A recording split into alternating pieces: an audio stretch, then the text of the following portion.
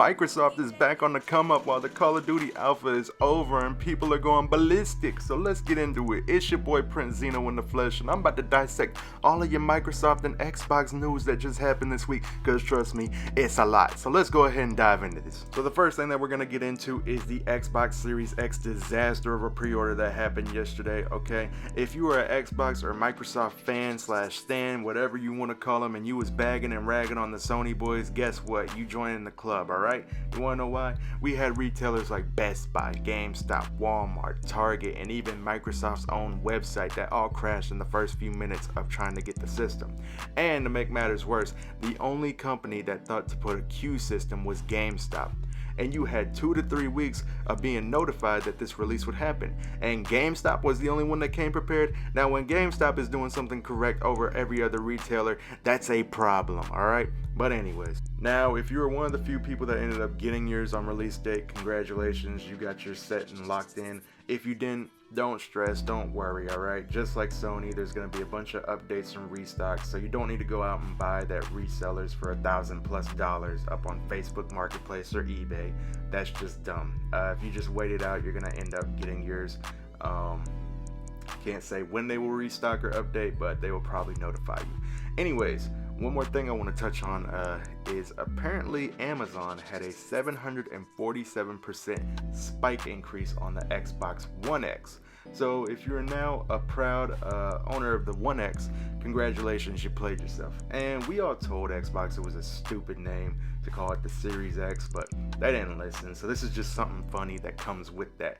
Alright, they're trying to be like Apple or something where you can't just do 1, 2, 3, and 4 anymore. You got to put the 1X and the 11S or whatever you want to put to try and make it sound more futuristic. And when you try to push the envelope on these things, these are the situations and outcomes that occur.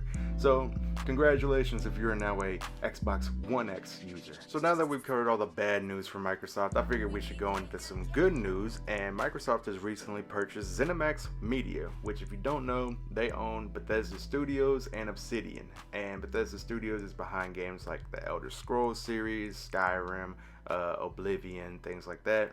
And whereas Obsidian is behind games like Fallout New Vegas and The Outer Worlds.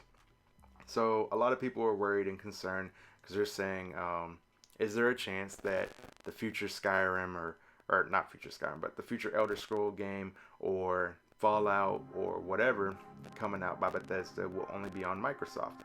Now, they've came out and said that any game that has been announced on other consoles they will honor, so that includes Deathloop right now. Do I think that they will not put the next Elder Scrolls or Fallout game on PlayStation or Nintendo? No, I do not. There's no way that they don't put that on those consoles, because you got to understand, this is a business. $7.5 billion is a lot of money. They have to recoup that money somehow to the best of their ability. And the only way they're going to do that is if they end up letting Sony and Nintendo put that game on their console. They're not getting $7.5 billion back in the next 20 years if it's just on Microsoft and PC.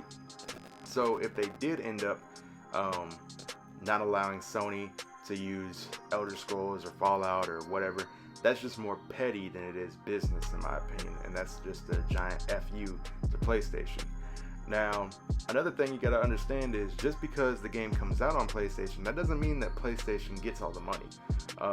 There are licensing and other deals that go involved. So a PlayStation, or you could buy the game on PlayStation and the money would go straight to Microsoft, basically. So that's just a reason why I think that we don't really have anything to worry unless they just come out and do a complete 180. They said case by case basis. I don't understand why they would say that if they were 100% all in on PlayStation or Switch getting it, but it might just be for future projects. It might be DLC that they're talking about, something like that. So we have no clue as of right now. There's really not been anything said about it, and we probably won't know for some time until we finally get a trailer or an announcement for Elder Scrolls or another Fallout game or that Starfield or Starfall, whatever that game coming out is, the space one. Now the last thing I want to touch on is that this is the second biggest gaming company buy in history. Alright, number one goes to Tencent that bought Supercell. Supercell was behind Clash of Clans and a bunch of other mobile games, so this is the biggest in console history. Alright, now do I think that this is going to be a giant game changer for Microsoft? Yes and no. Yes, it is a big deal, but at the same time, like I said before, I don't believe that they're going to make this an exclusive to Xbox company, or they're going to have their titles exclusively for Xbox. So if that is not the case, I don't see this being the reason why people go out and specifically buy Xbox over PlayStation or Xbox over Nintendo. But if they do end up doing that, then yes, this is a giant game changer. But 7.5 billion is a lot of money.